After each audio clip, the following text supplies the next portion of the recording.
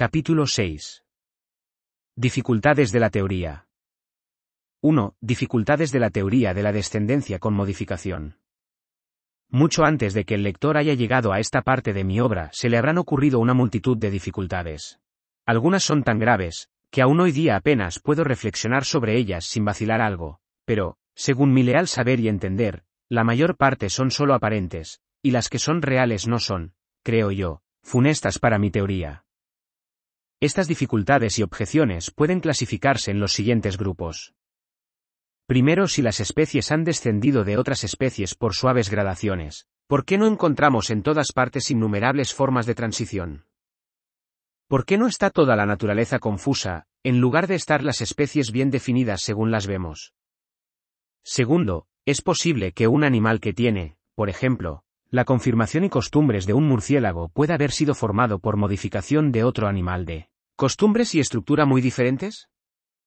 Podemos creer que la selección natural pueda producir, de una parte, un órgano insignificante, tal como la cola de la jirafa, que sirve de mosqueador, y, de otra, un órgano tan maravilloso como el ojo. Tercero, ¿pueden los instintos adquirirse y modificarse por selección natural?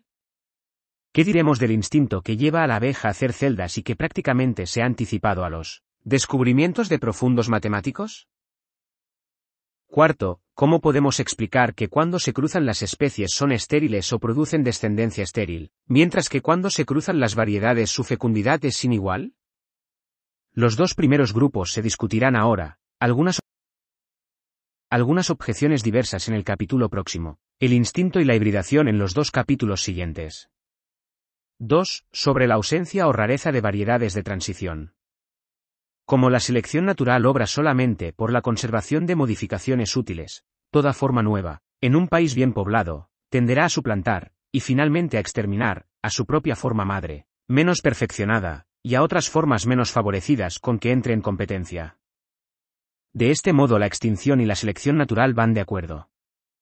Por consiguiente, si consideramos cada especie como descendiente de alguna forma desconocida, tanto la forma madre como todas las variedades de transición habrán sido, en general, exterminadas precisamente por el mismo proceso de formación y perfeccionamiento de las nuevas formas.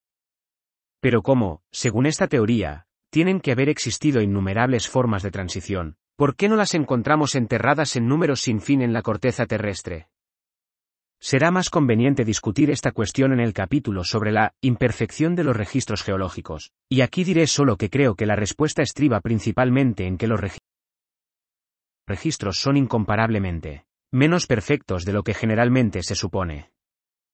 La corteza terrestre es un inmenso museo, pero las colecciones naturales han sido hechas de un modo imperfecto y solo a largos intervalos. Pero puede arguirse que cuando diferentes especies muy afines viven en el mismo territorio debiéramos encontrar, seguramente hoy día muchas formas de transición.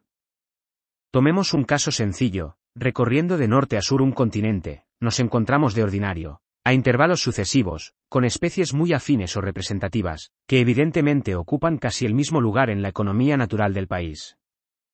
Con frecuencia estas especies representativas se encuentran y entremezclan, y a medida que la una se va haciendo más rara, la otra se hace cada vez más frecuente, hasta que una reemplaza a la otra. Pero si comparamos estas especies donde se entremezclan, son, por lo general, en absoluto tan distintas en todos los detalles de conformación, como lo son los ejemplares tomados en el centro de la región habitada por cada una. Según mi teoría, estas especies afines descienden de un antepasado común, y durante el proceso de modificación se ha adaptado cada una a las condiciones de vida de su propia región y ha suplantado y exterminado a su forma madre primitiva y a todas las variedades de transición entre su estado presente y su estado pasado.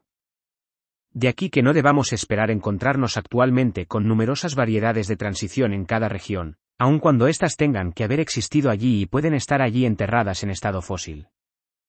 Pero en las regiones intermedias que tienen condiciones intermedias de vida, ¿por qué no encontramos actualmente variedades intermedias de íntimo enlace? Esta dificultad, durante mucho tiempo, me confundió por completo, pero creo que puede explicarse en gran parte. En primer lugar, tendríamos que ser muy prudentes al admitir que un área haya sido continua durante un largo periodo, porque lo sea actualmente. La geología nos llevaría a creer que la mayor parte de los continentes, aún durante los últimos periodos terciarios, han estado divididos formando islas. Y en estas islas pudieron haberse formado separadamente especies distintas, sin posibilidad de que existiesen variaciones intermedias en zonas intermedias. Mediante cambios en la forma de la Tierra y en el clima, regiones marinas hoy continuas tienen que haber existido muchas veces, dentro de los tiempos recientes, en disposición mucho menos continua y uniforme que actualmente. Pero dejaré a un lado este modo de eludir la dificultad, pues creo que muchas especies perfectamente definidas se han formado en regiones por completo continuas, aun cuando no dudo que la antigua condición dividida de regiones ahora continuas ha desempeñado un papel importante en la formación de especies nuevas, sobre todo en animales errantes y que se cruzan con facilidad. Considerando las especies según están distribuidas en una vasta región, las encontramos por lo general bastante numerosas en un gran territorio, haciéndose luego, casi de repente, más y más raras en los límites, y desapareciendo por último. De aquí que el territorio neutral entre dos especies representativas es generalmente pequeño, en comparación con el territorio propio de cada una. Vemos el mismo hecho subiendo a las montañas, y a veces es muy notable lo súbitamente que desaparece una especie alpina común, como ha hecho observar Alf. De Candal. El mismo hecho ha sido observado por E. Forbes al explorar con la draga las profundidades del mar. A los que consideran el clima y las condiciones físicas de vida como elementos importantísimos de distribución de los seres orgánicos, estos hechos debieran causarle sorpresa, pues el clima y la altura y la profundidad varían gradual e insensiblemente. Pero cuando tenemos presente que casi todas las especies, incluso en sus regiones primitivas, aumentarían inmensamente en número de individuos si no fuese por otras especies que están en competencia con ellas, que casi todas las especies hacen presa de otras o les sirven de presa, en una palabra, que cada ser orgánico está directa o indirectamente relacionado del modo más importante con otros seres orgánicos, vemos que la superficie ocupada por los individuos de una especie en un país cualquiera no depende en modo alguno exclusivamente del cambio gradual de las condiciones físicas, sino que depende, en gran parte, de la presencia de otras especies de las que vive aquella, o por las cuales es destruida, o con las que entra en competencia, y como estas especies son ya entidades definidas que es más, toda especie, en los confines de la extensión que ocupa, donde existe en número más reducido, estará muy expuesta a completo exterminio, al variar el número de sus enemigos o de sus presas o la naturaleza del clima, y de este modo, su distribución geográfica llegará a estar todavía más definidamente limitada. Como las especies próximas o representativas, cuando viven en una región continua, están, por lo general, distribuidas de tal modo que cada una ocupa una gran extensión con un territorio neutral relativamente estrecho, entre ellas en el cual se hacen casi de repente más y más raras, y como las variedades no difieren esencialmente de las especies, la misma regla se aplicará probablemente a unas y otras. Y si tomamos una especie que varía y que vive en una región muy grande, tendrá que haber dos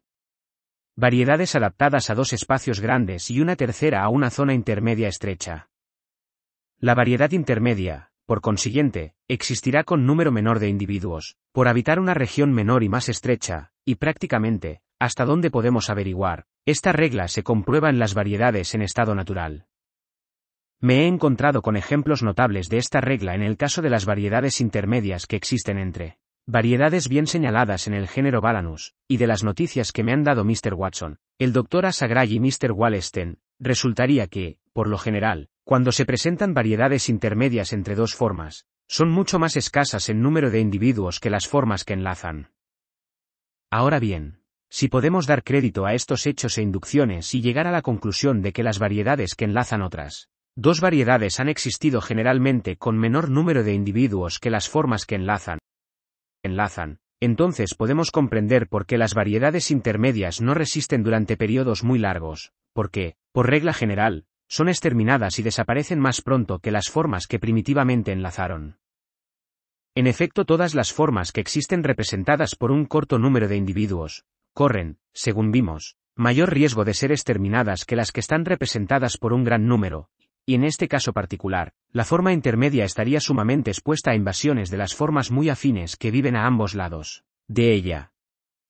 Pero es una consideración mucho más importante el que, durante el proceso de modificación posterior, por el que se supone que dos variedades se transforman y perfeccionan hasta constituir dos especies distintas, las dos que tienen número mayor de individuos por vivir en regiones mayores, llevarán una gran ventaja sobre las variedades intermedias que tienen un menor número de individuos en una zona menor e intermedia. En un periodo dado, las formas con mayor número tendrán más probabilidades de presentar nuevas variaciones favorables para que se apodere de ellas la selección natural, que las formas más raras, que tienen menos individuos. Por consiguiente, las formas más comunes tenderán, en la lucha por la vida, a vencer y a suplantar a las formas menos comunes, pues éstas se modificarán y perfeccionarán más lentamente. Es el mismo principio, creo yo, que explica el que las especies comunes en cada país, según se demostró en el capítulo 2, presenten por término medio un número mayor de variedades bien señaladas que las especies más raras. Puedo aclarar lo que pienso suponiendo que se tienen 3 variedades de ovejas, una adaptada a una gran región montañosa, otra a una zona relativamente estrecha y algo desigual, y una tercera a las extensas llanuras de la base, y que los habitantes se están todos esforzando con igual constancia y habilidad para mejorar por selección sus rebaños. En este caso, las probabilidades estarán muy en favor de los grandes propietarios de las montañas y de las llanuras, que mejoran sus castas más rápidamente que los pequeños propietarios de la zona intermedia estrecha y algo desigual. Y, por consiguiente, la casta mejorada de la montaña o la de la llanura ocupará pronto el lugar de la casta menos mejorada de la falda de la montaña, y así las dos castas que primitivamente existieron, representadas por gran número de individuos, llegarán a ponerse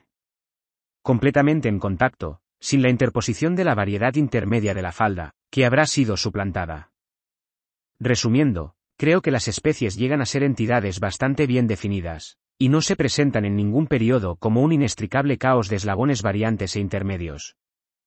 Primero,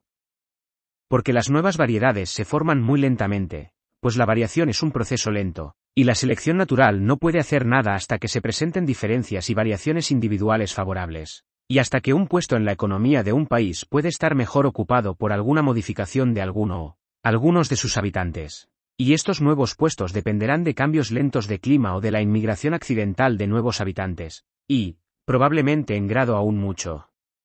mayor, de que algunos de los antiguos se modifiquen lentamente, obrando y reaccionando mutuamente las nuevas formas producidas de este modo y las antiguas.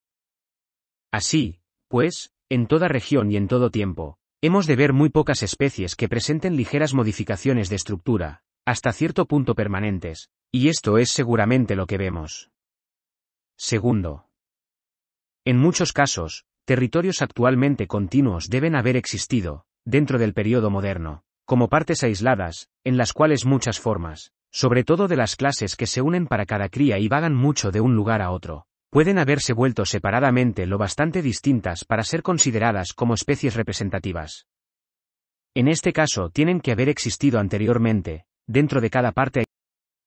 aislada de tierra, variedades intermedias entre las diferentes especies representativas y su tronco común, pero estos eslabones, durante el proceso de selección natural, habrán sido suplantados y exterminados de modo que ya no se encontrarán en estado viviente. Tercero, cuando se han formado dos o más variedades en regiones diferentes de un territorio rigurosamente continuo, es probable que se hayan formado al principio variedades intermedias en las zonas intermedias, pero generalmente habrán sido de corta duración, pues estas variedades intermedias, por razones ya expuestas, o sea por lo que sabemos de la distribución actual de las especies representativas o muy afines, e igualmente de las variedades reconocidas, existirán en las zonas intermedias con menor número de individuos que las variedades que tienden a enlazar. Por esta causa, solo las variedades intermedias están expuestas a exterminio accidental, durante el proceso de modificación ulterior mediante selección natural, serán casi con seguridad vencidas y suplantadas por las formas que enlazan, pues éstas, por estar representadas por mayor número de individuos, presentarán en conjunto más variedades, y así mejorarán aún más por selección natural y conseguirán nuevas ventajas.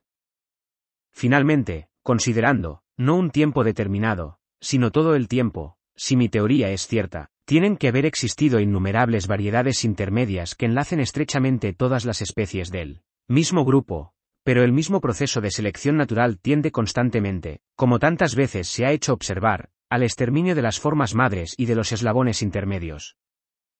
En consecuencia, solo pueden encontrarse pruebas de su pasada existencia en los restos fósiles, los cuales, como intentaremos demostrar en uno de los capítulos siguientes, están conservados en registros sumamente imperfectos e interrumpidos.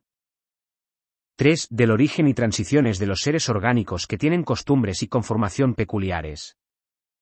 Los adversarios de las ideas que sostengo han preguntado cómo pudo, por ejemplo, un animal carnívoro terrestre convertirse en un animal con costumbres acuáticas, porque, ¿cómo pudo subsistir el animal de su estado transitorio? Fácil sería demostrar que existen actualmente animales carnívoros que presentan todos los grados intermedios, entre las costumbres rigurosamente terrestres y las acuáticas, y si todos estos animales existen en medio de la lucha por la vida, es evidente que cada uno tiene que estar bien adaptado a su lugar en la naturaleza. Consideremos la mustela bison de América del Norte, que tiene los pies con membranas interdigitales, y que se asemeja a la nutria por su pelo, por sus patas cortas y por la forma de la cola. Durante el verano, el animal se zambulle para apresar pescado, pero durante el largo invierno abandona las aguas heladas, y como los otros mustélidos, devora ratones y animales terrestres. Si se hubiese tomado un caso diferente y se hubiese preguntado cómo un cuadrúpedo insectívoro pudo, probablemente convertirse en murciélago que vuela, la pregunta hubiera sido mucho más difícil de contestar. Sin embargo, creo que tales dificultades son de poco peso. En esta ocasión, como en otras, me encuentro en una situación muy desventajosa, pues de los muchos casos notables que he reunido, solo puedo dar un ejemplo o dos de costumbres y conformaciones de transición en especies afines y de costumbres diversas, constantes o accidentales en la misma especie. Y me parece que solo una larga lista de estos casos puede ser suficiente para aminorar la dificultad en un caso, dado como el del murciélago.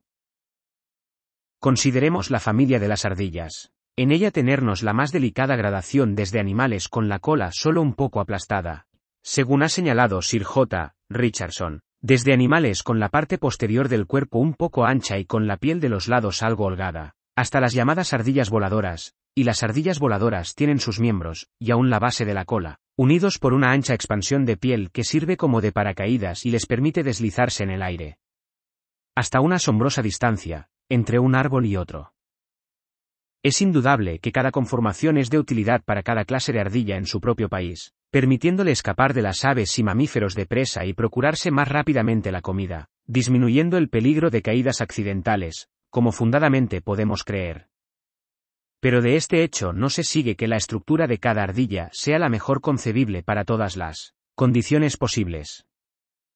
Supongamos que cambien el clima y la vegetación. Supongamos que emigren otros roedores rivales o nuevos animales de presa, o que los antiguos se modifiquen, y la analogía nos llevaría a creer que algunas por lo menos de las ardillas disminuirían en número de individuos o se extinguirían, a menos que se modificasen y perfeccionasen su conformación del modo correspondiente. No se ve, por consiguiente, dificultad, sobre todo si cambian las condiciones de vida, en la continua conservación de individuos con membranas laterales cada vez más amplias, siendo útil y propagándose cada modificación hasta que, por la acumulación de los resultados de este proceso de selección natural, se produjo una ardilla voladora perfecta. Consideremos ahora el Galeopithecus, el llamado lémur volador, que antes se clasificaba entre los murciélagos, aunque hoy se cree que pertenece a los insectívoros. Una membrana lateral sumamente ancha se extiende desde los ángulos de la mandíbula hasta la cola, y comprende los miembros con sus largos dedos. Esta membrana lateral posee un músculo extensor. Aun cuando no existan animales de conformación adecuada para deslizarse por el aire, que unan en la actualidad el Galeopithecus con los insectívoros, sin embargo, no hay dificultad en suponer que estas formas de unión han existido en otro tiempo y que cada una se desarrolló del mismo modo que en las ardillas, que se deslizan en el aire con menos perfección, pues cada grado fue útil al animal que lo poseía. Tampoco se ve dificultad insuperable en creer además que los dedos y el antebrazo del Galeopithecus, unidos por membrana, pudiesen haberse alargado mucho por selección natural, y esto, por lo que a los órganos del vuelo se refiere, hubiera convertido este animal en un murciélago. En ciertos murciélagos en que la membrana del ala se extiende desde la parte alta de la espalda hasta la cola y comprende los miembros posteriores, encontramos, quizás, vestigios de un aparato primitivamente dispuesto para deslizarse por aire, más bien que para el vuelo.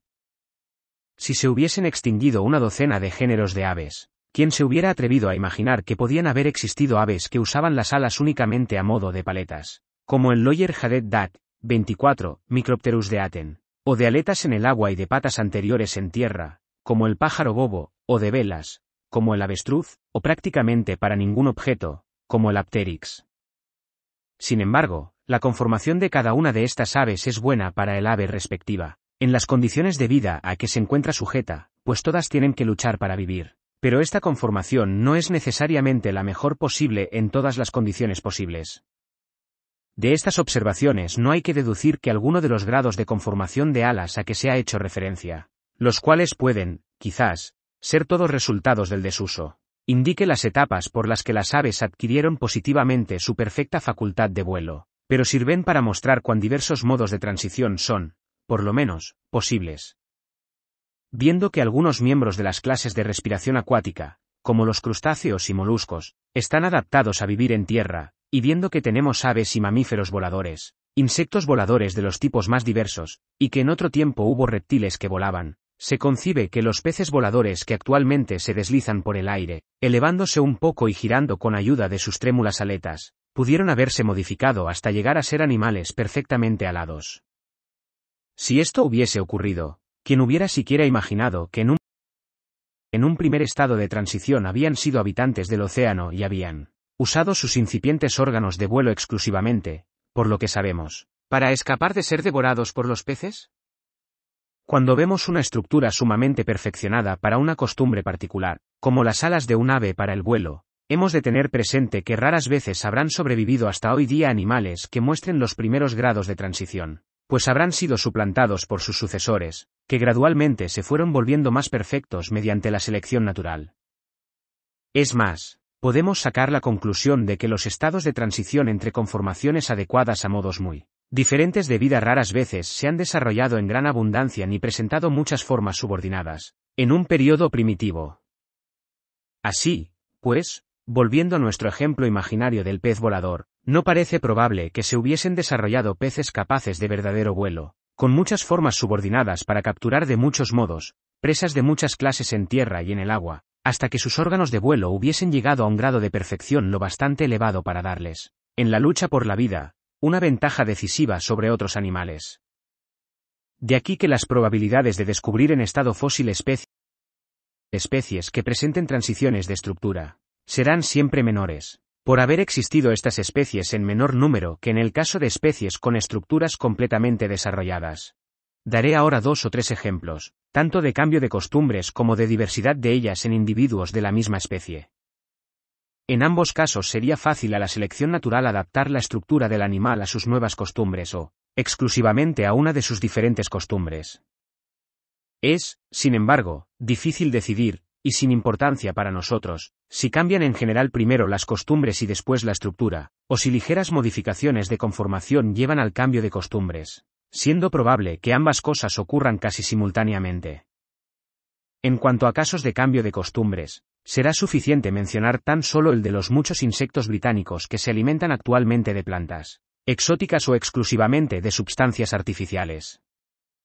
De diversidad de costumbres podrían citarse innumerables ejemplos. Con frecuencia he observado en América del Sur a un tiránido, Sauropagus sulpuratus, cerniéndose sobre un punto y yendo después a otro, como lo haría un cernícalo, y en otras ocasiones lo he visto inmóvil a la orilla del agua, y luego lanzarse a esta tras un pez, como lo haría un martín pescador. En nuestro propio país se puede observar el carbonero, Parus major, trepando por las ramas, casi como un gateador, 25, a veces, como un alcaudón, mata pájaros pequeños, dándoles golpes en la cabeza, y muchas veces le he oído martillar las simientes del tejo sobre una rama y romperlas así, como lo haría un trepatroncos, 26. Kern ha visto en América del Norte al oso negro nadar durante horas con la boca muy abierta, cogiendo así, casi como una ballena, insectos en el agua. Como algunas veces vemos individuos que siguen costumbres diferentes de las propias de su especie y de las restantes especies del mismo género, podríamos esperar que estos individuos diesen a veces origen a nuevas especies, de costumbres anómalas, y cuya estructura se separaría, más o menos considerablemente, de la de su tipo. Y ejemplos de esta clase ocurren en la naturaleza. ¿Puede darse un ejemplo más notable de adaptación a trepar a los árboles y coger insectos en las grietas de su corteza que el del pájaro carpintero? Sin embargo, en América del Norte hay pájaros carpinteros que se alimentan en gran parte de frutos, y otros con largas alas que cazan insectos al vuelo. En las llanuras de La Plata, donde apenas crece un árbol, hay un pájaro carpintero, Colaptes campestris, que tiene 2 dedos hacia adelante y 2 hacia detrás, la lengua larga y puntiaguda, las plumas rectrices puntiagudas, lo suficientemente rígidas para sostener el animal su posición vertical en un poste, aunque no tan rígidas como en los pájaros carpinteros típicos, y el pico recto y fuerte. El pico, sin embargo, no es tan recto o no es tan fuerte como en los pájaros carpinteros típicos, pero es lo suficientemente fuerte para taladrar la madera.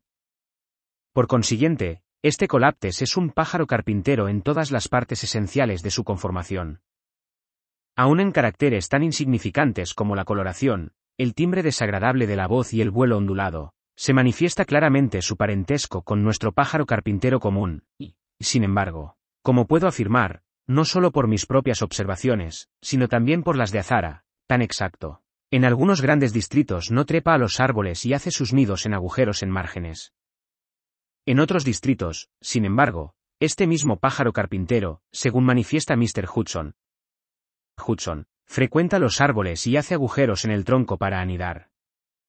Puedo mencionar, como otro ejemplo de las costumbres diversas de este género, que de Saussure ha descrito, que un Colaptes de México hace agujeros en madera dura para depositar una provisión de bellotas. Los petrels son las aves más aéreas y oceánicas que existen, pero en las bahías tranquilas de la Tierra del Fuego la Puffinuria berardi, por sus costumbres generales, por su asombrosa facultad de zambullirse, por su manera de nadar y de volar cuando se la obliga a tomar el vuelo, cualquiera la confundiría con un pingüino o un somormujo, y, sin embargo, esencialmente es un petrel, pero con muchas partes de su organismo modificadas profundamente, en relación con su nuevo género de vida, mientras que la conformación del pájaro carpintero de la Plata se ha modificado tan solo ligeramente. En el caso del tordo de agua, el más perspicaz observador, examinando el cuerpo muerto, jamás hubiese sospechado sus costumbres semiacuáticas, y, sin embargo, esta ave, relacionada con la familia de los tordos, encuentra su alimento buceando, para lo que utiliza sus alas bajo el agua y se agarra a las piedras con las patas. Todos los miembros del gran orden de los insectos himenópteros son terrestres, excepto el género Proctotrupes, que Sirion Labeck ha descubierto que es de costumbres acuáticas, con frecuencia entra en el agua y bucea, utilizando, no sus patas, sino sus alas, y permanece hasta 4 horas debajo del agua. Sin embargo, no muestra modificación alguna en su estructura relacionada con sus costumbres anómalas. El que crea que cada ser viviente ha sido creado tal como ahora lo vemos, se tiene que haber visto algunas veces sorprendido al encontrarse con un animal cuyas costumbres y conformación no están de acuerdo.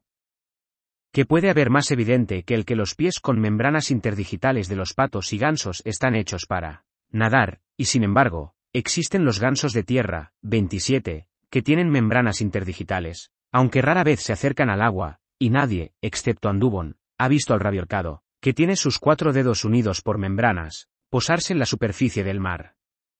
Por el contrario, los somormujos y las fochas, 28, son eminentemente acuáticos, aun cuando sus dedos están tan solo orlados por membranas.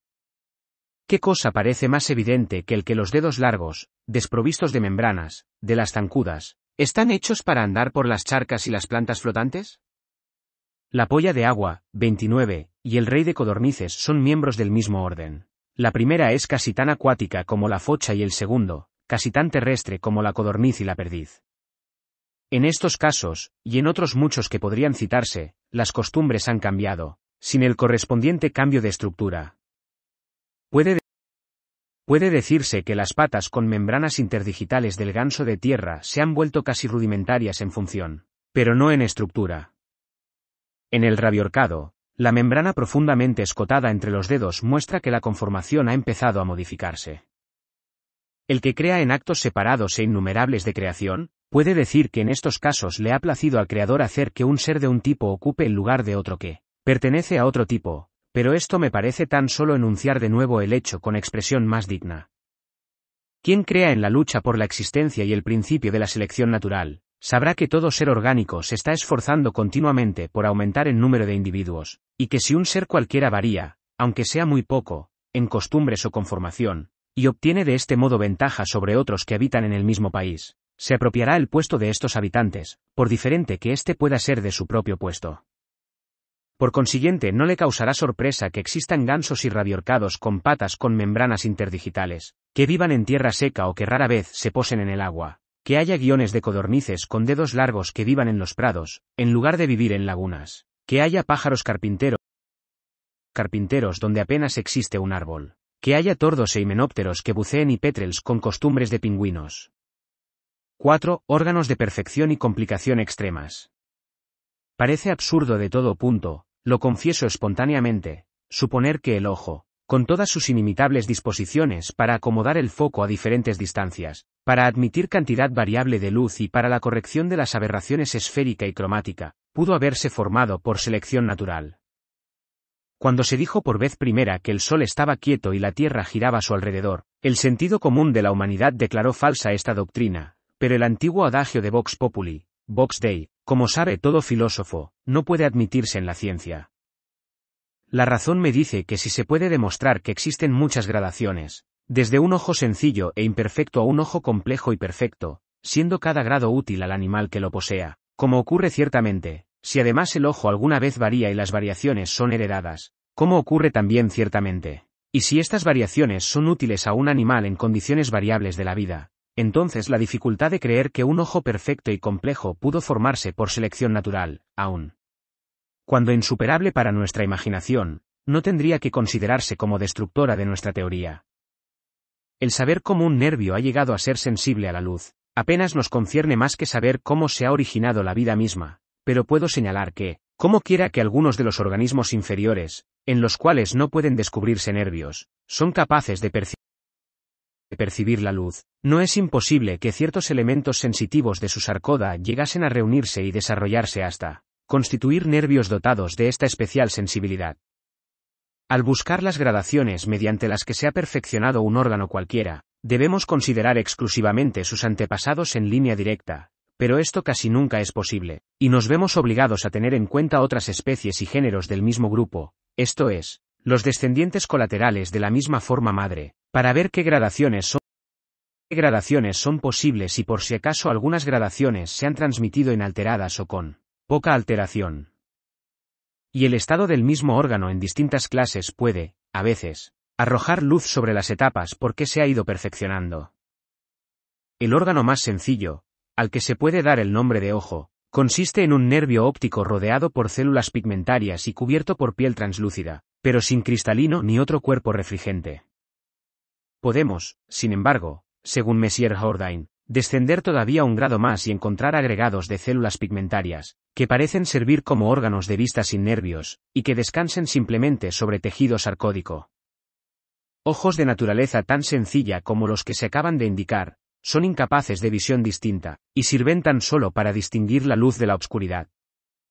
En ciertas estrellas de mar, pequeñas depresiones en la capa de pigmento que rodea el nervio están llenas, según describe el autor citado, de una substancia gelatinosa transparente, que sobresale, formando una superficie convexa, como la córnea de los animales superiores. Sugiere Messier Jourdain que esto sirve, no para formar una imagen, sino solo para concentrar los rayos luminosos y hacer su percepción más fácil. Con esta concentración de rayos conseguimos dar el primer paso, de mucho el más importante, hacia la formación de un ojo verdadero, formador de imágenes. Pues no tenemos más que colocar a la distancia debida del aparato de concentración la extremidad desnuda del nervio óptico, que en unos animales inferiores se encuentra profundamente escondida en el cuerpo y en otros cerca de la superficie, y se formará sobre aquella una imagen. En la extensa clase de los articulados encontramos como punto de partida un nervio óptico simplemente cubierto de pigmento, formando a veces este último una especie de pupila, pero desprovisto de cristalino o de otra parte óptica.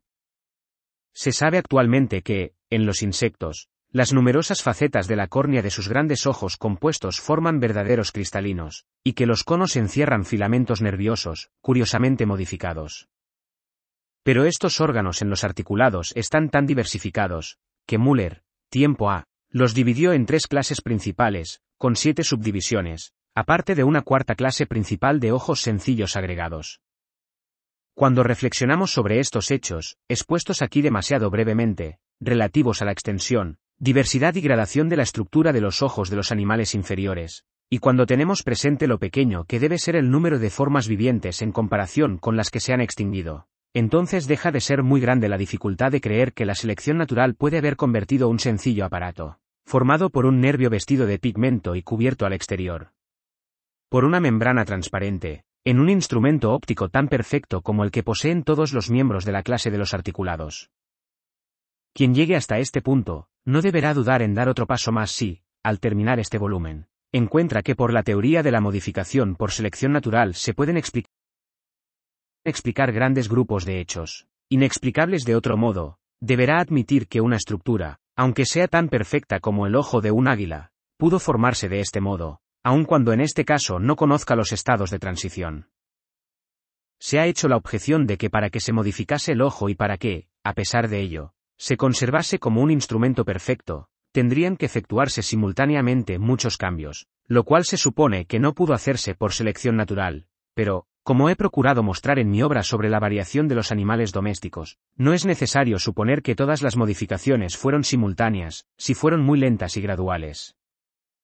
Clases diferentes de modificación servirían, pues, para el mismo fin general.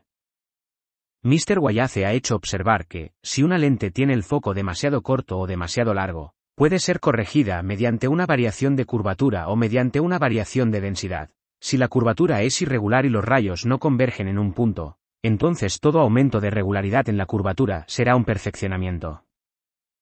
Así, ni la contracción del iris ni los movimientos musculares del ojo son esenciales para la visión, sino solo perfeccionamientos que pudieron haber sido añadidos y completados en cualquier estado de la construcción del instrumento. En la división más elevada del reino animal, los vertebrados, encontramos como punto de partida un ojo tan sencillo, que consiste, como en el anfioxo, 30, en un saquito de membrana transparente, provisto de un nervio y revestido de pigmento, pero desprovisto de cualquier otro aparato. En los peces y reptiles, como Owen ha hecho observar, la serie de gradaciones de las estructuras dióptricas es muy grande.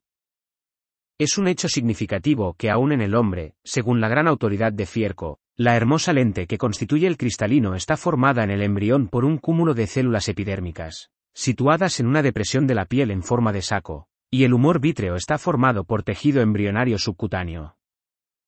Para llegar, sin embargo, a una conclusión justa acerca de la formación del ojo, con todos sus caracteres maravillosos, aunque no absolutamente perfectos, es indispensable que la razón venza la imaginación. Pero he sentido demasiado vivamente la dificultad para que me sorprenda de que otros titubeen en dar tan enorme extensión al principio de la selección natural. Apenas es posible dejar de comparar el ojo con un telescopio. Sabemos que este instrumento se ha perfeccionado por los continuos esfuerzos de los hombres de mayor talento. Naturalmente, deducimos que el ojo se ha formado por un procedimiento algo análogo, pero, ¿esta deducción no será quizá presuntuosa? ¿Tenemos algún derecho a suponer que el Creador trabaja con fuerzas intelectuales como las del hombre?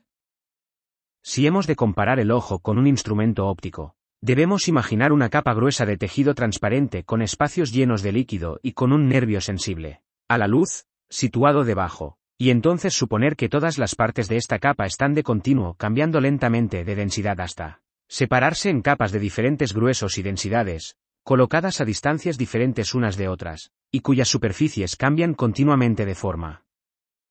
Además tenemos que suponer que existe una fuerza representada por la selección natural, o supervivencia de los más adecuados, que acecha atenta y constantemente toda ligera variación en las capas transparentes y conserva cuidadosamente aquellas que en las diversas circunstancias tienden a producir, de algún modo o en algún grado, una imagen más clara. Tenemos que suponer que cada nuevo estado del instrumento se multiplica por 1.000.000, y se conserva hasta que se produce otro mejor, siendo entonces destruidos los antiguos. En los cuerpos vivientes, la variación producirá las ligeras modificaciones, la generación las multiplicará casi hasta el infinito y la selección natural entresacará con infalible destreza todo perfeccionamiento.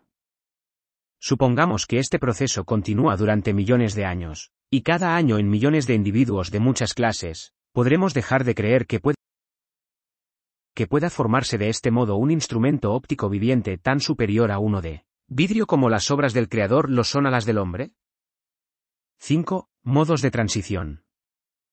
Si se pudiese demostrar que existió un órgano complejo que no pudo haber sido formado por modificaciones pequeñas, numerosas y sucesivas, mi teoría se destruiría por completo, pero no puedo encontrar ningún caso de esta clase.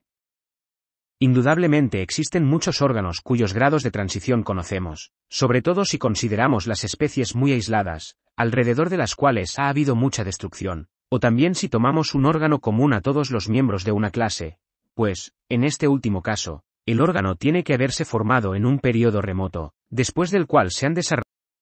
desarrollado todos los numerosos miembros de la clase, para descubrir los primeros grados de transición por los que ha pasado el órgano. Tendríamos que buscar formas precursoras antiquísimas, extinguidas desde hace mucho tiempo. Hemos de ser muy prudentes en llegar a la conclusión de que un órgano no pudo haberse formado por transiciones graduales de ninguna especie. En los animales inferiores se podrían citar numerosos casos de un mismo órgano que a un mismo tiempo realiza funciones completamente distintas. Así, en la larva del caballito del diablo y en el pez cobites, el tubo digestivo respira, digiere y excreta.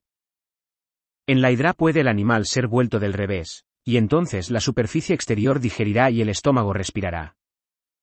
En estos casos, la selección natural pudo especializar para una sola función, si de este modo se obtenía alguna ventaja, la totalidad o parte de un órgano que anteriormente había realizado dos funciones, y entonces, por grados insensibles, pudo cambiar grandemente su naturaleza.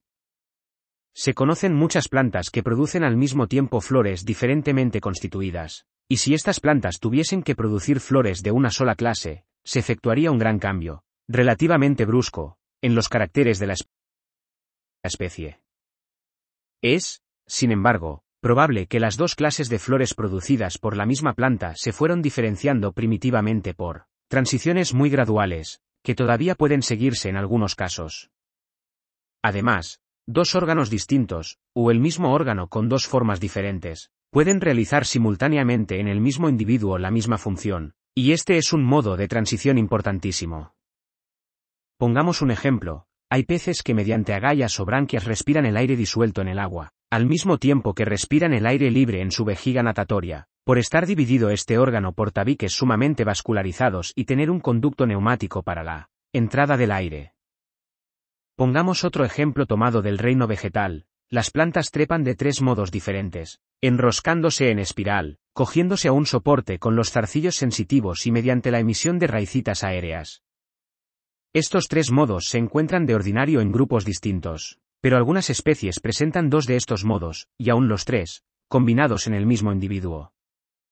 En todos estos casos, uno de los dos pudo modificarse y perfeccionarse rápidamente hasta realizar toda la labor, siendo ayudado por el otro órgano, durante el proceso de la modificación, y entonces este otro órgano pudo modificarse para otro fin completamente distinto o atrofiarse por completo. El ejemplo de la vejiga natatoria de los peces es bueno, porque nos muestra claramente el hecho importantísimo de que un órgano construido primitivamente para un fin, la flotación, puede convertirse en un órgano para un fin completamente diferente, la respiración. La vejiga natatoria, además, se ha transformado como un accesorio de los órganos auditivos de ciertos peces. Todos los fisiólogos admiten que la vejiga natatoria es homóloga, o, idealmente semejante, en posición y estructura, de los pulmones de los animales vertebrados superiores. Por consiguiente, no hay razón para dudar que la vejiga natatoria se ha convertido positivamente en pulmones, o sea, en un órgano utilizado exclusivamente por la respiración. De acuerdo con esta opinión, puede inferirse que todos los animales vertebrados con verdaderos pulmones descienden por generación ordinaria, de un antiguo prototipo desconocido que estaba provisto de un aparato de flotación o vejiga natatoria. Así podemos comprender, según deduzco de la interesante descripción que Owen ha dado de estos órganos, el hecho extraño de que toda partícula de comida o bebida que tragamos tenga que pasar por encima del orificio de la tráquea con algún peligro de caer en los pulmones, a pesar del precioso mecanismo mediante el cual se cierra la glotis. En los vertebrados superiores, las branquias han desaparecido por completo, pero en el embrión, las hendeduras a los lados del cuello y el recorrido, a modo de asa, de las arterias, señala todavía su posición primitiva. Pero se concibe que las branquias, en la actualidad perdidas por completo, pudieron ser gradualmente modificadas para algún fin distinto por la selección natural. Por ejemplo, Landois ha demostrado que las alas de los insectos provienen de las tráqueas, 31, y es, por consiguiente, muy probable que, en esta extensa clase, órganos que sirvieron en un tiempo para la respiración, se hayan convertido realmente en órganos de vuelo. Al considerar las transiciones entre los órganos, es tan importante tener presente la posibilidad de conversión de una función en otra, que citará otro ejemplo.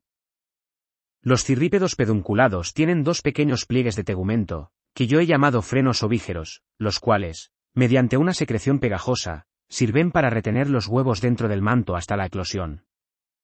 Estos cirrípedos no tienen branquias, toda la superficie del cuerpo y del manto, junto con los pequeños frenos, sirve para la respiración.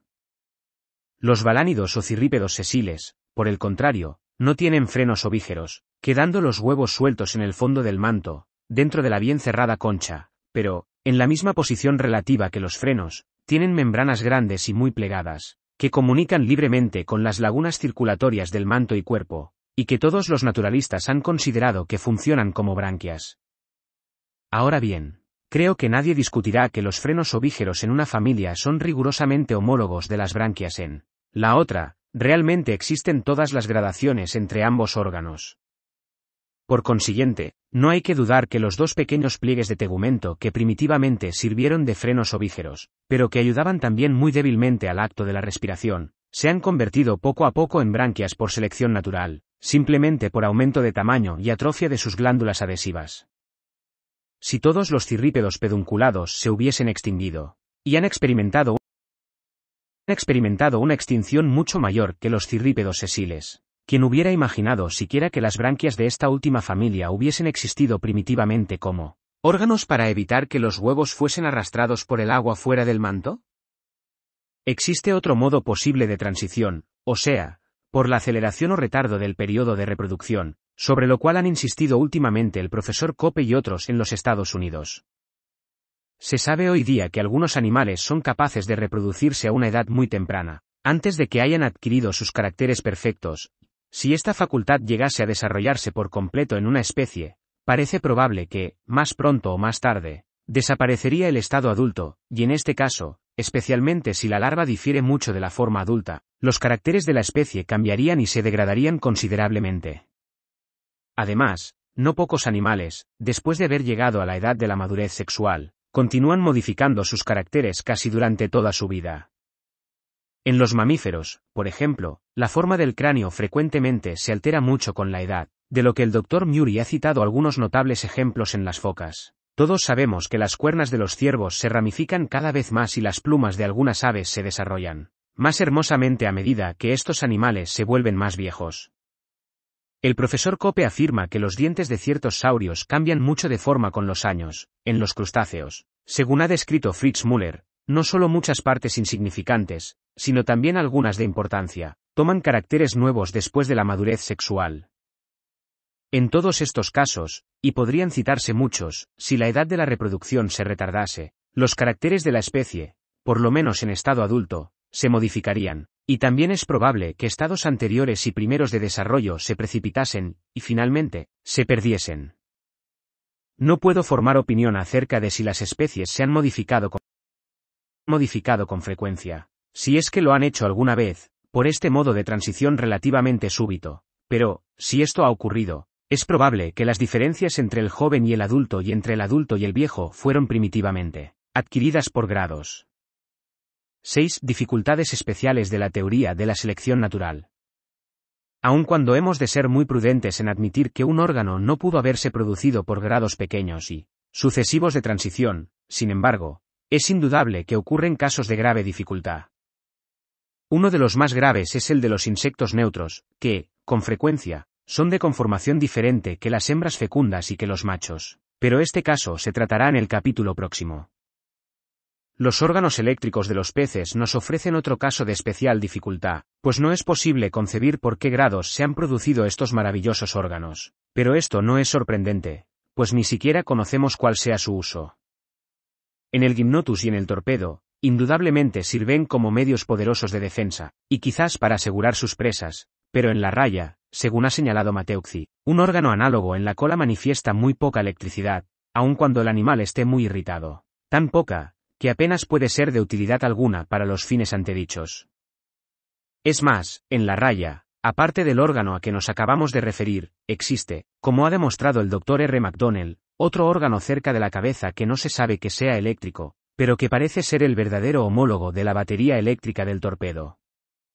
Se admite generalmente que entre estos órganos y los músculos ordinarios existe una estrecha analogía en la estructura íntima, en la distribución de los nervios y en la acción que sobre ellos ejercen diferentes reactivos. Hay también que observar especialmente que la contracción muscular va acompañada de una descarga eléctrica, como afirma el Dr. Radcliffe, en el aparato eléctrico del torpedo, durante el reposo. Parece que hay una carga igual por todos conceptos a la que se encuentran el músculo y nervio durante el reposo, y la descarga del torpedo, en lugar de ser peculiar, puede ser solamente otra forma de la descarga que depende de la acción del músculo y del nervio motor. No podemos actualmente pasar de aquí en el camino de la explicación, pero, ¿cómo sabemos tan poco acerca del uso de estos órganos y no sabemos nada sobre las costumbres y conformación de los antepasados de los peces eléctricos vivientes? Sería muy temerario sostener que no son posibles transiciones útiles mediante las cuales estos órganos pudieran haberse desarrollado gradualmente. Estos órganos parecen al pronto ofrecer otra dificultad muchísimo más grave, pues se presentan como en una docena de especies de peces, algunos de los cuales son de afinidades muy remotas. Cuando el mismo órgano se encuentra en diferentes miembros de un mismo grupo, especialmente si tienen costumbres muy diferentes, podemos en general atribuir su presencia a herencia de un antepasado común, y su ausencia en algunos de los miembros a pérdida por desuso o selección natural. De manera que, si los órganos eléctricos hubiesen sido heredados de algún remoto antepasado, podríamos haber esperado que todos los peces eléctricos fuesen muy afines entre sí, lo cual está muy lejos de ocurrir. Tampoco la geología nos lleva, en modo alguno, a creer que la mayor parte de los peces poseyeran en otro tiempo órganos eléctricos que hayan perdido sus descendientes modificados. Pero cuando examinamos más de cerca la cuestión, vemos que en los distintos peces provistos de órganos eléctricos están estos situados en partes diferentes del cuerpo y que difieren en su estructura, así como también en la disposición de las placas, y según Pecini, en el procedimiento o medio de producir la electricidad, y finalmente, en estar provistos de nervios que proceden de diferentes orígenes, siendo esta quizás la más importante de todas las diferencias. De aquí que los órganos eléctricos de los diferentes peces no pueden considerarse como homólogos, sino solo como análogos en su función. Por consiguiente, no hay razón para suponer que hayan sido heredados de su antepasado común, pues si hubiese sido así, se hubieran parecido mucho por todos conceptos. Así, pues, se desvanece la dificultad de que un órgano, en apariencia el mismo, se origine en diferentes especies remotamente afines, quedando solo la dificultad menor, aunque todavía grande, de por qué gradación insensible se han desarrollado estos órganos en cada uno de los distintos grupos de peces. Los órganos luminosos que se presentan en algunos insectos de familias muy distintas, y que están situados en diferentes partes del cuerpo, ofrecen, en nuestro estado actual de ignorancia, una dificultad casi exactamente paralela a la de los órganos eléctricos. Podrían citarse otros casos semejantes, por ejemplo, en las plantas, la curiosísima disposición de una masa de granos de polen llevados por un pedúnculo con una glándula adhesiva, es evidentemente la misma en Orchis y Asclepias, géneros casi los más distantes posible dentro de las fanerógamas, pero tampoco aquí son homólogos órganos. En todos los casos de seres muy separados en la escala de la organización que tienen órganos peculiares semejantes, se encontrará que, a pesar de que el aspecto general y la función de los órganos pueden ser iguales, sin embargo, pueden siempre descubrirse diferencias fundamentales entre ellos. Por ejemplo, los ojos de los cefalópodos y los de los vertebrados parecen portentosamente semejantes, y en estos grupos tan distantes nada de esta semejanza puede ser debido a herencia de un antepasado común. Mr. Mivar ha presentado este como un caso de especial dificultad, pero yo no sé ver la fuerza de su argumento. Un órgano de visión tiene que estar formado de tejido transparente y tiene que comprender alguna clase de lente, para formar una imagen en el fondo de una cámara obscura. Aparte del parecido superficial, apenas hay semejanza alguna real entre los ojos de los cefalópodos y los de los vertebrados, como puede verse consultando la admirable memoria de Jensen acerca de estos órganos en los cefalópodos. Me es imposible entrar aquí en detalles, pero puedo, sin embargo, indicar algunos de los puntos en que difieren.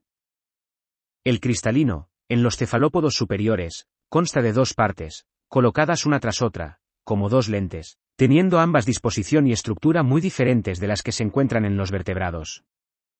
La retina es completamente diferente, con una verdadera inversión de los elementos y con un ganglio nervioso grande encerrado dentro de las membranas del ojo. Las relaciones de los músculos son lo más diferentes que pueda imaginarse, y así en los demás puntos.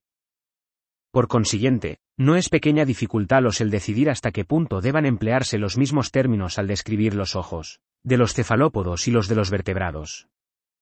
Cada cual, naturalmente, es libre de negar que el ojo pudo haberse desarrollado en uno y otro caso por selección natural de ligeras variaciones sucesivas, pero, si se admite esto para un caso, es evidentemente posible en el otro, y, de acuerdo con esta opinión acerca de su modo de formación, se podían haber previsto ya diferencias fundamentales de estructura entre los órganos visuales de ambos grupos.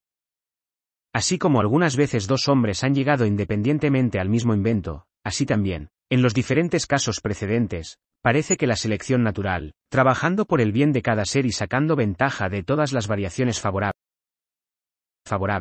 ha producido, en seres orgánicos distintos, órganos semejantes, por lo que se refiere a la función, los cuales no deben nada de su estructura común a la herencia de un común antepasado.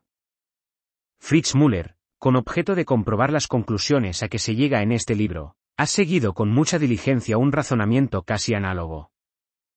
Diferentes familias de crustáceos comprenden un corto número de especies que poseen un aparato de respiración aérea y están conformadas para vivir fuera del agua.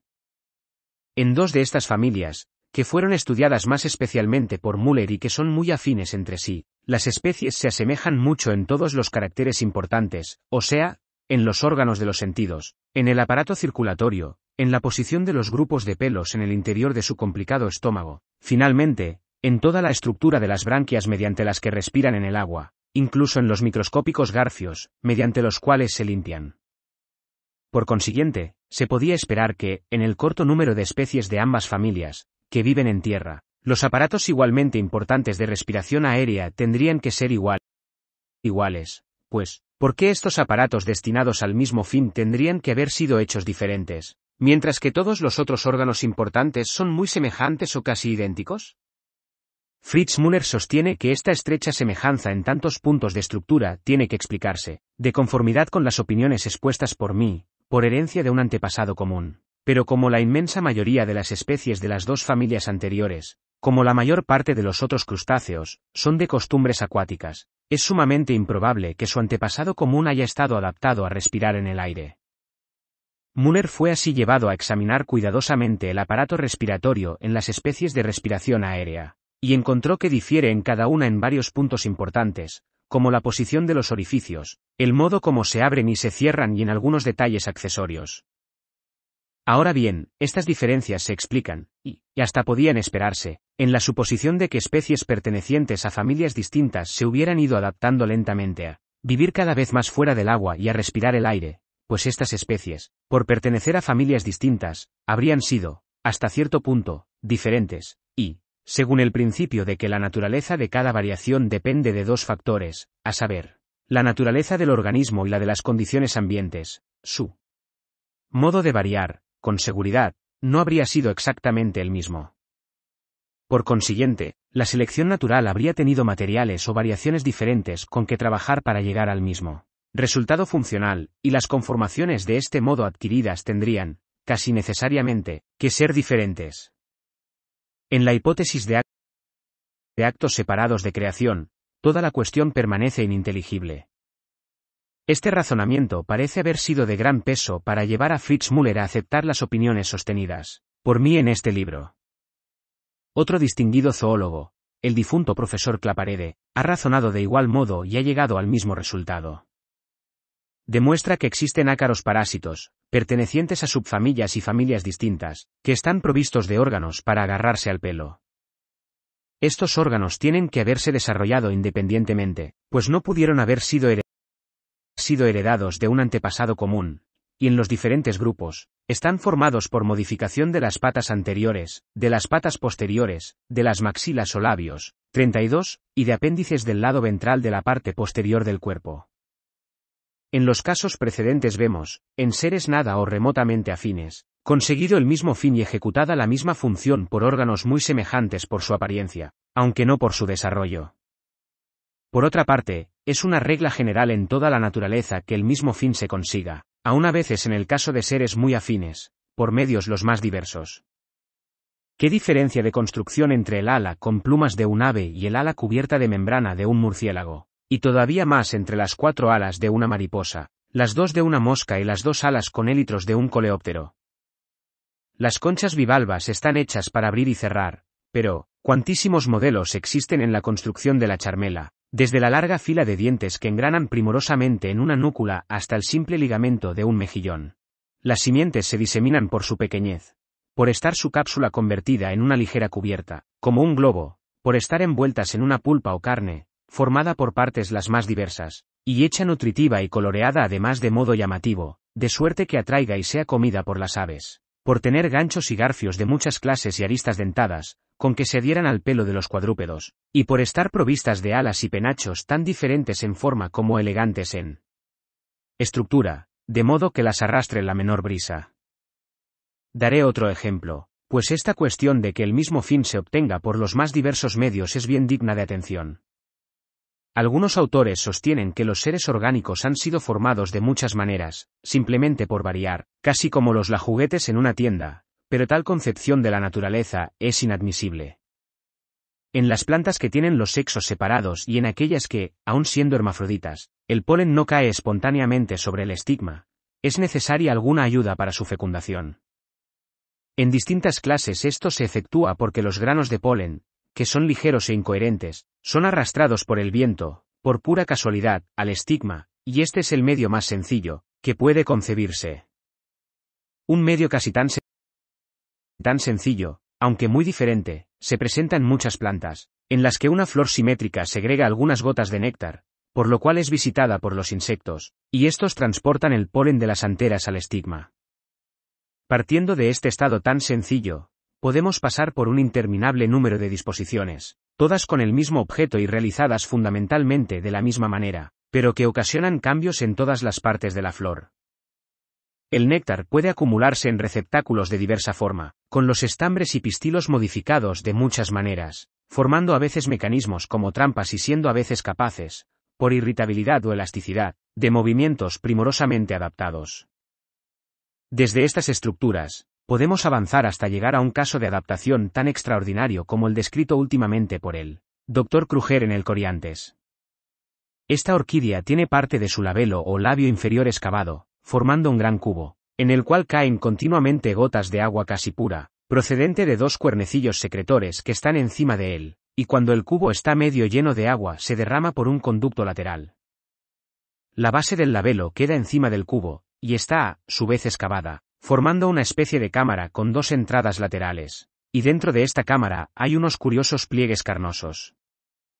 El hombre más astuto, si no hubiese sido testigo de lo que ocurre, no podría nunca haber imaginado para qué sirven todas estas partes. Pero el Dr. Kruger vio multitud de abejorros que visitaban las gigantescas flores de esta orquídea, no para chupar néctar, sino para morder los pliegues de la cámara de encima del cubo. Al hacer esto, muchas veces se empujan unos a otros y caen en el agua, y como sus alas quedan así mojadas, no pueden escapar volando, y se ven obligados a salir arrastrándose por el paso que forma el canal o aliviadero. El Dr. Kruger vio una procesión continua de abejorros que salían, arrastrándose así, de su involuntario baño. El paso es estrecho y está cubierto superiormente por la columna 33, de modo que un abejorro, al abrirse camino, frota su dorso, primero con el estigma, que es viscoso, y después con las glándulas viscosas de las masas polínicas. Las masas polínicas se pegan así al dorso del abejorro, que casualmente fue el primero en salir arrastrándose por el conducto de una flor recién abierta, y de este modo son transportadas. El Dr. Kruger me mandó, en alcohol, una flor con un abejorro, que mató antes de que hubiese acabado de salir, con una masa polínica todavía pegada en el dorso. Cuando el abejorro así provisto vuela a otra flor, o de nuevo a la misma por segunda vez, y es empujado por sus compañeros al cubo y sale arrastrándose por el conducto, la masa de polen necesariamente se pone primero en contacto con el estigma, que es viscoso, y se adhiere a él, y la flor queda fecundada. Por fin, vemos toda la utilidad de cada parte de la flor, de los cuernecillos que segregan agua, del cubo medio lleno de agua, que impide que los abejorros se escapen volando, y les obliga a salir arrastrándose por el canal y a frotarse con las masas de polen viscosas y el estigma viscoso, tan oportunamente situados. La estructura de la flor en otra orquídea muy próxima, el Catasetum, es muy diferente, aunque sirve para el mismo fin, y es igualmente curiosa. Los himenópteros visitan sus flores, como las de Coriantes, para morder su labelo. Al hacer esto, tocan inevitablemente un saliente largo, afilado y sensible, o antena, como lo he denominado. Esta antena, al ser tocada, transmite una sensación o vibración a cierta membrana, que se rompe instantáneamente. Esto suelta un resorte, mediante el cual la masa de polen es lanzada en línea recta como una flecha, y se pega por su extremidad, que es viscosa, el dorso del himenóptero. Las masas de polen de la planta masculina, pues los sexos están separados de esta orquídea, son transportadas de este modo a la planta femenina, donde se ponen en contacto con el estigma, que es lo bastante viscoso para romper unos hilos elásticos, y, reteniendo el polen, se efectúa la fecundación. Se puede preguntar cómo podemos explicar en el ejemplo precedente, y en otros innumerables, la escala gradual de complicación y los múltiples medios para alcanzar el mismo fin. La respuesta indudablemente es, como antes se ha indicado, que cuando varían dos formas que difieren ya entre sí en algún grado, la variación no será exactamente de la misma naturaleza, y, por consiguiente, los resultados obtenidos por selección natural para el mismo objeto general no serán los mismos. Hemos de tener además presente que todo organismo muy desarrollado ha pasado por muchos cambios y que toda conformación modificada tiende a ser heredada, de manera que cada modificación no se perderá enseguida por completo, sino que puede modificarse todavía más y más. Por consiguiente, la conformación de cada parte de una especie, cualquiera que sea el objeto para que pueda servir, es la suma de muchos cambios heredados, por los que ha pasado la especie durante sus adaptaciones sucesivas al cambio de costumbres y condiciones de vida. Finalmente, pues, aunque en muchos casos es dificilísimo aún el conjeturar por qué transiciones han llegado los órganos a su estado presente, sin embargo, considerando el pequeño número de formas vivientes y conocidas en comparación con el de las formas extinguidas y desconocidas, me he asombrado de lo raro que es el poder citar un órgano para el cual no se conozca algún grado de transición. Ciertamente es una verdad que rara vez, o nunca, se presentan en un ser viviente órganos nuevos que parezcan como creados para un fin especial, según enseña también la vieja y algo exagerada regla de historia natural, de natura non facit soltem. La encontramos admitida en los escritos de casi todos los naturalistas experimentados, o, como Milne Edwards lo ha expresado muy bien, la naturaleza es pródiga en variedad, pero tacaña en innovación. Según la teoría de la creación, ¿por qué ha de haber tanta variedad y tan poca verdadera novedad? Suponiendo que todas las partes y órganos de tantos seres independientes hayan sido creados separadamente para su propio lugar en la naturaleza, ¿por qué han de estar con tanta frecuencia enlazados entre sí por series de gradaciones? ¿Por qué la naturaleza no ha dado un salto brusco de conformación a conformación? Según la teoría de la selección natural, podemos comprender claramente por qué no lo hace, pues la selección natural obra solamente aprovechando pequeñas variaciones sucesivas. No puede dar nunca un gran salto brusco, sino que tiene que adelantar por pasos pequeños y seguros, aunque sean lentos. 7. Influencia de la selección natural en órganos al parecer de poca importancia. Como la selección natural obra mediante la vida y la muerte, mediante la supervivencia de los individuos más adecuados y la destrucción de los menos adecuados, he encontrado algunas veces gran dificultad en comprender el origen o formación de partes de poca importancia, dificultad casi tan grande, aunque de naturaleza muy diferente, como la que existe en el caso de los órganos más perfectos y complejos. En primer lugar, nuestra ignorancia por lo que toca al conjunto de la economía de cualquier ser orgánico es demasiado grande para decir qué modificaciones pequeñas serán de importancia y cuáles no. En un capítulo anterior he dado ejemplos de caracteres insignificantes, como el vello de los frutos y el color de su carne, el color de la piel y pelo de los mamíferos, sobre los cuales, bien por estar relacionados con diferencias constitucionales, bien por determinar el ataque de los insectos, podía seguramente haber obrado la selección natural. La cola de la jirafa parece como un mosqueador construido artificialmente, y, a primera vista, parece increíble que pueda haberse adaptado a su objeto actual por pequeñas modificaciones sucesivas, cada vez más adecuadas para un objeto tan trivial como el de ahuyentar las moscas. Sin embargo, tenemos que detenernos antes de ser demasiado categóricos, aún en este caso, pues sabemos que la distribución y existencia del ganado vacuno y otros animales en América del Sur depende en absoluto de su facultad de resistir los ataques de los insectos, de modo que, los individuos que de algún modo pudiesen defenderse de estos pequeños enemigos, serían capaces de ocupar nuevos pastos y de conseguir de este modo una gran ventaja. No es que los grandes cuadrúpedos sean positivamente destruidos, excepto en algunos raros casos, por moscas, pero se ven de continuo atormentados, y su fuerza disminuye de manera que están más sujetos a enfermedades, o no son tan capaces de buscar alimento en cuanto venga un tiempo de escasez, o de escapar de los ataques de los carnívoros. Órganos hoy de escasa importancia han sido, probablemente, en algunos casos, de importancia suma a un antepasado remoto, y, después de haberse perfeccionado lentamente en un periodo anterior, se han transmitido a las especies actuales, casi en el mismo estado, aunque sean ahora de poquísimo uso. Pero cualquier modificación en su estructura realmente perjudicial habría sido, sin duda, impedida por selección natural. De este modo, viendo la importancia que tiene la cola como órgano de locomoción en la mayor parte de los animales acuáticos, puede quizás explicarse su presencia general y su uso para muchos fines en tantos animales terrestres que, con sus pulmones o vejigas natatorias modificadas, denuncian su origen acuático. Habiéndose formado en un animal acuático una cola bien desarrollada, pudo esta después llegar a ser modificada para toda clase de usos, como un mosqueador, un órgano de prensión, o como ayuda para volverse, según ocurre en el caso del perro, aun cuando la ayuda en este último caso ha de ser muy pequeña, pues la liebre, que apenas tiene cola, puede dar vuelta aún más deprisa. En segundo lugar, podemos equivocarnos con facilidad al atribuir importancia a los caracteres y al creer que se han desarrollado por selección natural.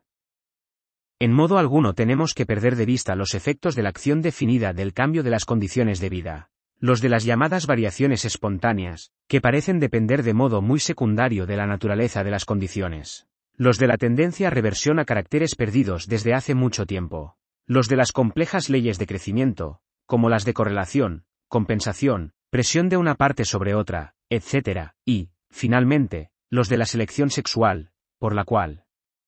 muchas veces se consiguen caracteres de utilidad para un sexo, que después son transmitidas más o menos perfectamente al otro, aun cuando no sean de utilidad para éste. Y de las conformaciones obtenidas de este modo, aun cuando al pronto no sean ventajosas para una especie, pueden después haber sacado ventaja sus descendientes modificados en nuevas condiciones de vida y con costumbres nuevamente adquiridas. Si solo hubiesen existido los pájaros carpinteros verdes y no hubiésemos sabido que había muchas especies negras, y de varios colores, me atrevo a decir que hubiéramos creído que el color verde era una hermosa adaptación para ocultar de sus enemigos estas aves que viven en los árboles, y, en consecuencia, que era este un carácter de importancia que había sido adquirido mediante selección natural, siendo así que el color probablemente es debido en su mayor parte a selección sexual. Una palmera rastrera, en el archipiélago malayo, trepa a los más altos árboles con ayuda de garfios primorosamente construidos, agrupados en la extremidad de las ramas, y esta disposición es indudablemente de suma utilidad para la planta, pero, ¿cómo vemos garfios casi iguales en muchos árboles que no son trepadores y que, según tenemos motivo para creer, por la distribución de las especies espinosas en África y América del Sur, sirven como defensa contra los cuadrúpedos ramoneadores, también?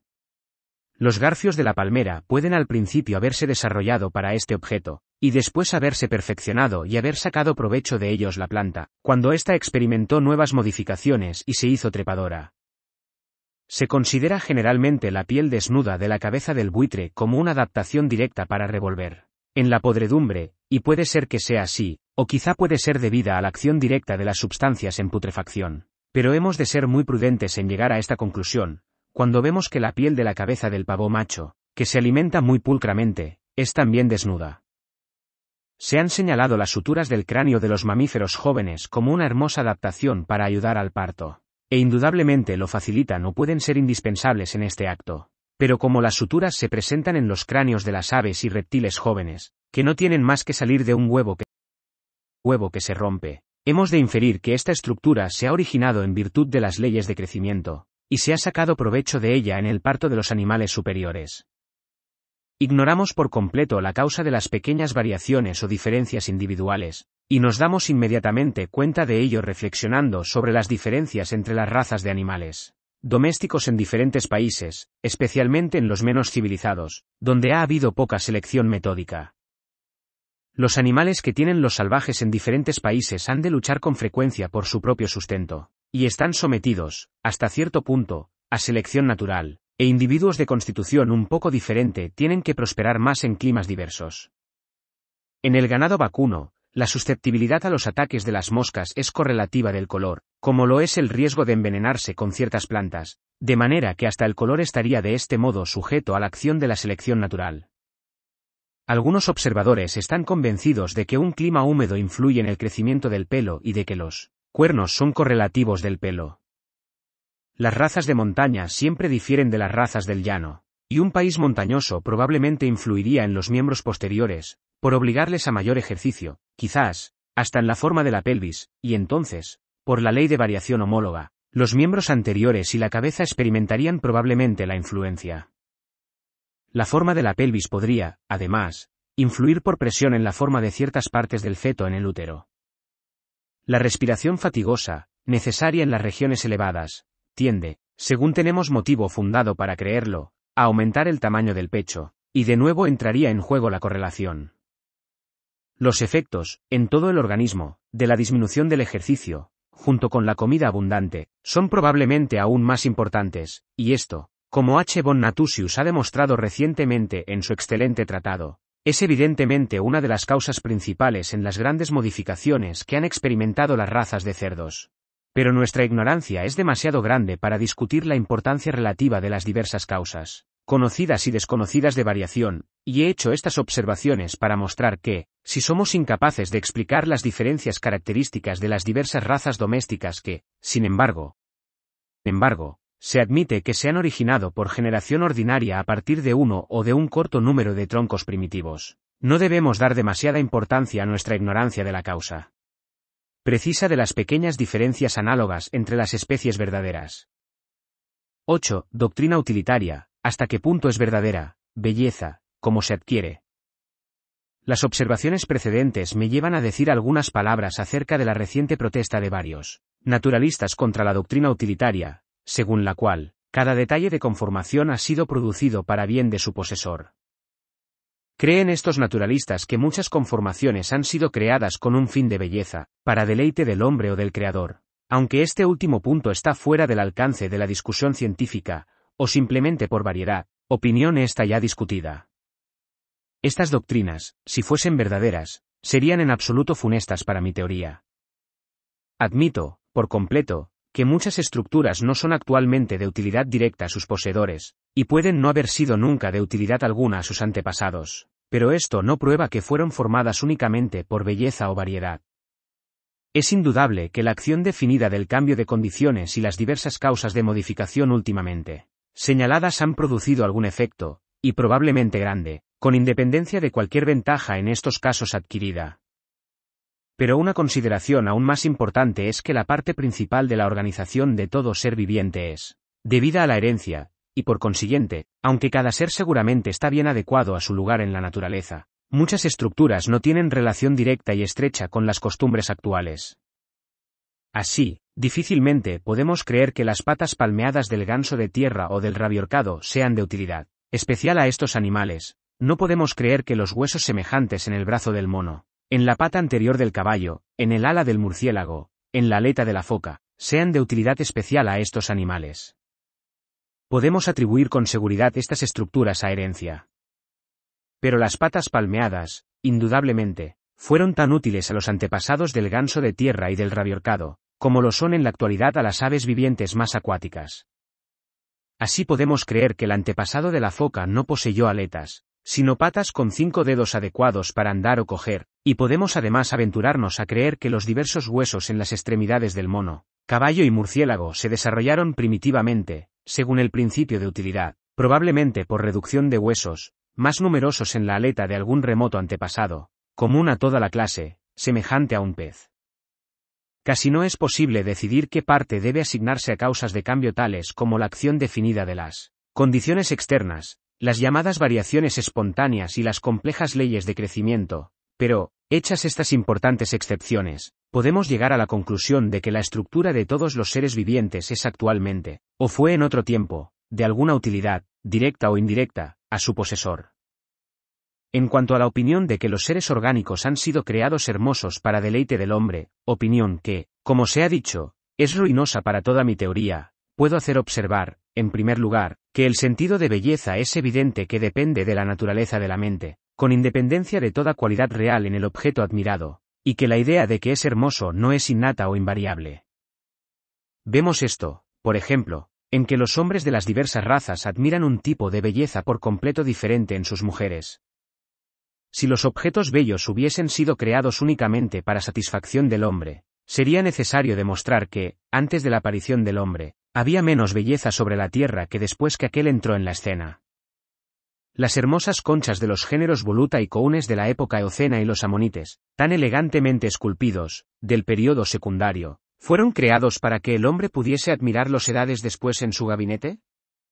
Pocos objetos hay más hermosos que los pequeños caparazones silíceos de las diatomeas. ¿Fueron creadas estas para que pudiesen ser examinadas y admiradas con los mayores aumentos del microscopio?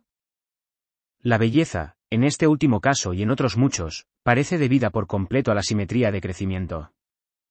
Las flores se cuentan entre las más hermosas producciones de la naturaleza, pero las flores se han vuelto visibles formando contraste con las hojas verdes, y por consiguiente, hermosas al mismo tiempo, de modo que puedan ser observadas fácilmente por los insectos. He llegado a esta conclusión porque he encontrado como regla invariable que, cuando una flor es fecundada por el viento, no tiene nunca una corola de color llamativo. Diferentes plantas producen habitualmente flores de dos clases, unas abiertas, de color, de manera que atraigan los insectos, y las otras cerradas, no coloreadas, desprovistas de néctar y que nunca visitan los insectos. Por consiguiente, podemos llegar a la conclusión de que, si los insectos no se hubiesen desarrollado sobre la tierra, nuestras plantas no se habrían cubierto de hermosas flores, y habrían producido solamente pobres flores, como las que vemos en el abeto, roble, nogal y fresno, y en las gramíneas, espinacas, acederas y ortigas, que son fecundos todos por la acción del viento. Un razonamiento semejante puede aplicarse a los frutos. Todo el mundo admitirá que una fresa o cereza madura es tan agradable a la vista como al paladar, que el fruto tan llamativamente coloreado del ebónimo y los rojos frutos del acebo son cosas hermosas. Pero esta belleza sirve solo de guía a las aves y los mamíferos, para que el fruto pueda ser devorado y las semillas diseminadas por los excrementos. Deduzco que es así del hecho de que hasta el presente no he encontrado excepción alguna a la regla de que las semillas son siempre diseminadas de este modo cuando están encerradas en un fruto de cualquier clase, esto es, dentro de una envoltura pulposa o carnosa, si tiene un color brillante o se hace visible por ser blanco o negro. Por otra parte, admito gustoso que un gran número de animales machos, lo mismo que todas nuestras aves más vistosas, muchos peces, reptiles y mamíferos y una multitud de mariposas de colores espléndidos, se han vuelto hermosos por el deseo de hermosura, pero esto se ha efectuado por selección sexual, o sea, porque los machos más hermosos han sido continuamente preferidos por las hembras, y no para deleite del hombre. Lo mismo ocurre con el canto de las aves. De todo esto podríamos sacar la conclusión de que un gusto casi igual para los colores hermosos y para los sonidos musicales se extiende a una gran parte del reino animal. Cuando la hembra tiene tan hermosa coloración como el macho, lo que no es raro en las aves y mariposas, la causa parece estar en que se han transmitido a los dos sexos los colores adquiridos por selección natural, en lugar de haberse transmitido solo a los machos. Es una cuestión obscurísima como el sentimiento de belleza, en su forma más simple, esto es, el recibir una clase peculiar de placer por ciertos colores, formas y sonidos, se desarrolló por vez primera en la mente del hombre y de los animales superiores. La misma dificultad se presenta si preguntamos cómo es que ciertos olores y sabores dan gusto y otros desagradan. En todos estos casos parece que la costumbre ha entrado en juego, pero debe haber alguna causa fundamental en la constitución del sistema nervioso, en cada especie. La selección natural no puede producir ninguna modificación en una especie exclusivamente para provecho de otra, aun cuando en la naturaleza, incesantemente, unas especies sacan ventaja y se aprovechan de la conformación de otras. Pero la selección natural puede producir, y produce con frecuencia, estructuras, para perjuicio directo de otros animales, como vemos en los dientes de la víbora y en el oviscapto del Ichneumon, 34, mediante el cual deposita sus huevos en el cuerpo de otros insectos vivos. Si se pudiese probar que una parte cualquiera del organismo de una especie había sido formada para ventaja, exclusiva de otra especie, esto destruiría mi teoría, pues esta parte no podría haber sido producida por selección natural. Aun cuando en las obras de historia natural se encuentran muchos ejemplos sobre esto, no he podido encontrar ni uno siquiera que me parezca de algún valor. Se admite que la serpiente de cascabel tiene dientes venenosos para su propia defensa y para aniquilar su presa, pero algunos autores suponen que, al mismo tiempo, está provista como de una especie de cascabel, para su propio perjuicio, o sea para avisar a su presa. Yo casi estaría tan dispuesto a creer que el gato, cuando se prepara a saltar, arquea la punta de la cola para avisar al ratón sentenciado a muerte. Es una opinión mucho más probable que la serpiente de cascabel utiliza que la cobra, 35, distiende su cuello y que la víbora bufadora, 36, se hincha mientras silba tan ruidosa y estridentemente, para espantar a las muchas aves y mamíferos que, como se sabe, atacan aún a las especies más venenosas. Los ofidios obran según el mismo principio que hace que la gallina ahueque sus plumas y abra las alas cuando un perro se acerca a sus polluelos, pero no tengo espacio aquí para extenderme sobre los diversos medios por los que los animales procuran ahuyentar a sus enemigos. La selección natural no producirá nunca en un ser ninguna conformación, más perjudicial que beneficiosa para él, pues la selección natural obra solamente mediante el bien de cada ser. No se formará ningún órgano, como Paley ha hecho notar, con el fin de causar dolor, o para hacer un perjuicio al ser que lo posee. Si se hace un balance exacto del bien y del mal causado por cada parte, se encontrará que cada una es, en conjunto, ventajosa. Después de pasado algún tiempo, en condiciones de vida nuevas, si alguna parte llega a ser perjudicial, se modificará, y, si no ocurre así, el ser se extinguirá, como millones se han extinguido. La selección natural tiende solo a hacer a cada ser orgánico tan perfecto como los otros habitantes de la misma comarca, con los que entra en competencia, o un poco más perfecto que ellos. Y vemos que este es el tipo de perfección a que se llega en estado natural. Las producciones peculiares de Nueva Zelanda, por ejemplo, son perfectas comparadas entre sí, pero ceden rápidamente ante las legiones invasoras de plantas y animales importados de Europa. La selección natural no producirá perfección absoluta, ni, hasta donde podemos juzgar, nos encontraremos siempre en la naturaleza con este tipo superior. La corrección de la aberración de la luz, dice Müller que no es perfecta ni aun en el ojo humano, este órgano perfectísimo. Helmholtz, cuyos juicios nadie discutirá, después de describir en los términos más expresivos el maravilloso poder del ojo humano, añade estas notables palabras: lo que hemos descubierto, por lo que se refiere a inexactitud e imperfección en la máquina óptica y en la imagen sobre la retina, es nada en comparación con las incongruencias con que acabamos de tropezar en el terreno de las sensaciones. Se podría decir que la naturaleza se ha complacido en acumular contradicciones para quitar todo fundamento a la teoría de la armonía preexistente entre el mundo exterior y el interior. Si nuestra razón nos lleva a admirar con entusiasmo una multitud de inimitables mecanismos en la naturaleza, esta misma razón nos dice, aun cuando fácilmente podemos equivocarnos en ambos casos, que otros mecanismos son menos perfectos. Puede considerarse perfecto el aguijón de la abeja, que, cuando ha sido empleado contra enemigos de algunas clases, no puede ser retirado, debido a los dientes dirigidos hacia atrás, y causa así inevitablemente la muerte del insecto, arrancándole sus vísceras. Si consideramos el aguijón de la abeja como si hubiera existido en un antepasado remoto en forma de instrumento perforante y serrador, como ocurre en tantos insectos de su extenso orden, y como si después, sin perfeccionarse, se hubiese modificado para su uso actual mediante el veneno, primitivamente adaptado a algún otro objeto, como producir agallas, que después hubiese aumentado, podemos quizá comprender cómo es que el uso del aguijón causa con tanta frecuencia la muerte del propio insecto. Pues si en conjunto el empleo del aguijón es útil a la comunidad social, el aguijón llenará todos los requisitos de la selección natural, aun cuando pueda ocasionar la muerte de algunos miembros. Si admiramos el olfato, verdaderamente maravilloso, mediante el cual los machos de muchos insectos encuentran a sus hembras, podremos admirar la producción para este solo fin de millares de zánganos, que son enteramente inútiles a la comunidad para cualquier otro objeto, y que son finalmente asesinados por sus industriosas y estériles hermanas. Puede ser difícil, pero tenemos que admirar el odio salvaje instintivo de la abeja reina, que le impulsa a destruir a las reinas nuevas, sus hijas, desde que nacen, o a perecer ella en el combate, y el amor maternal o el odio maternal, aun cuando este último, afortunadamente, es más raro. Es todo lo mismo para el inexorable principio de la selección natural. Si admiramos los diferentes ingeniosos mecanismos mediante los que las orquídeas y otras muchas plantas son fecundadas por la acción de los insectos, podremos considerar como igualmente perfecta la producción de densas nubes de polen en nuestros abetos, de modo que unos pocos granos pueden ser llevados por el aire casualmente a los óvulos. 9. Resumen. La ley de unidad de tipo y la de las condiciones de existencia están comprendidas en la teoría de la selección natural. En este capítulo hemos discutido varias de las dificultades y objeciones que pueden presentarse contra la teoría. Algunas de ellas son graves, pero creo que en la discusión se ha proyectado alguna luz sobre diferentes hechos que son totalmente obscuros, dentro de la creencia en actos independientes de creación.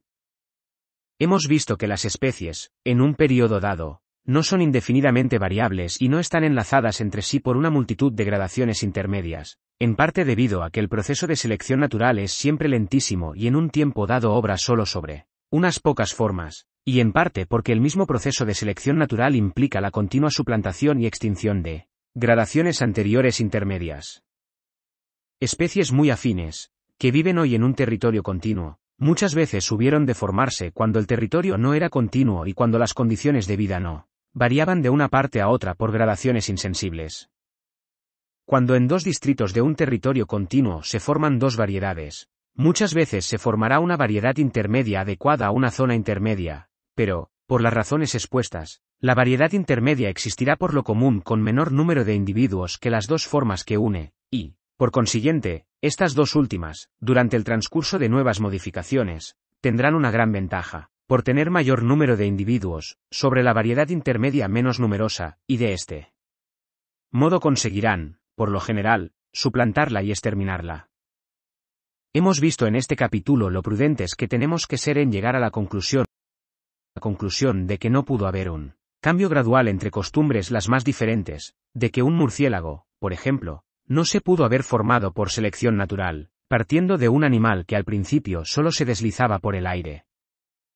Hemos visto que una especie, en condiciones nuevas de vida, puede cambiar de costumbres, y que una especie puede tener costumbres diversas, algunas de ellas muy diferentes, de las de sus congéneres más próximos. Por consiguiente, teniendo presente que todo ser orgánico se esfuerza por vivir donde quiera que puede hacerlo, podemos comprender cómo ha ocurrido que hay gansos de tierra con patas palmeadas, pájaros carpinteros que no viven en los árboles, tordos que bucean y pétrels con costumbres de pingüinos. Aun cuando la idea de que un órgano tan perfecto como el ojo pudo haberse formado por selección natural es para hacer vacilar a cualquiera, sin embargo, en el caso de un órgano cualquiera, si tenemos noticia de una larga serie de gradaciones de complicación, buena cada una de ellas para su posesor, no hay imposibilidad lógica alguna, variando las condiciones de vida, en la adquisición, por selección natural, de cualquier grado de perfección concebible. En los casos en que no tenemos conocimiento de estados intermedios o de transición, hemos de ser sumamente prudentes en llegar a la conclusión de que no pueden haber existido, pues las transformaciones de muchos órganos muestran que maravillosos cambios de función son, por lo menos, posibles. Por ejemplo, una vejiga natatoria parece haberse convertido en un pulmón para respirar en el aire.